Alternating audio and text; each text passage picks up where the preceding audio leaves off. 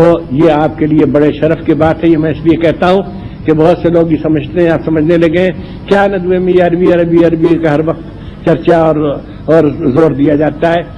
نہیں، یہ اس لیے کہ آپ کچھ حق ادا کر سکیں. وہ حق ادا نہیں ہو سکتا، صاف کہتا ہوں، حق نہیں ادا ہو.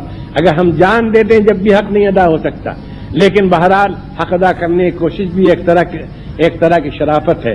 وہ یہ کہ جن کے ذریعے سے ہم کو ایمان ملا، جن کے ذریعے سے ہم کو انسانیت ملی، اخلاق ملے، شعور ملا، خدا شناسی ملی، رسول سے تعلق ملا، ان کو ہم ان دین کی بات سنا سکیں اور ان کے کسی انحراف پر ہم ان کو ٹوک سکیں، ان کا محاسبہ کر سکیں.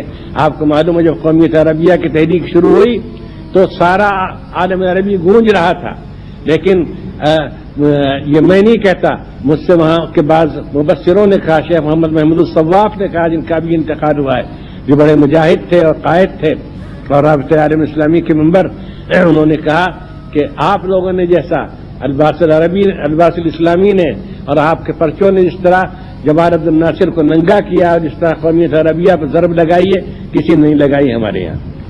اور پھر جو وہاں تقریریں ہوئیں مدینہ طیبہ میں، اللہ نے ہمیں توفیق دی، تقریباً ہر سال تقریر ہوتی تھی قومیت عربیہ اور اس طرح کی چیزوں پر. اور مکہ معظمہ میں یہاں چوٹی کے لوگ، شیخ محمود وہ شیخ مسرور سبان جیسے آدمی جو وزیر مالیہ رہ چکے تھے اور رابطہ عالم اسلامی کے بانی اور سیکرٹری جنرل تھے، وہ بھی تھے. وہاں ہم نے ان عربوں سے کہا رفقاً رفقاً ایھا العرب، اور اس کے بعد ہم نے کہا کہ آپ جمال عبد الناصر کو اسلام کی دعوت کے سامنے آپ اس کو آپ اس کو اپنا ہیرو مانتے ہیں. آپ سے زیادہ غیرتدار تو ہندوستان کے ہندو ہیں جو ہر سال راون کو جلاتے ہیں. اور راون کو جلاتے ہیں کہ وہ رام چندر جی کا وہ تھا، مخالف تھا. اور آپ محمد رسول اللہ صلی اللہ علیہ وسلم کے سامنے، آپ کی دعوت کے سامنے جو کھڑا ہوا ہے، حجاب بن گیا ہے، جو قومیت عربیہ کی طرف بلا رہا ہے، آپ اس کی قدر کرنے اور اس کی تعریف کرنے کی دعوت دیتے ہیں.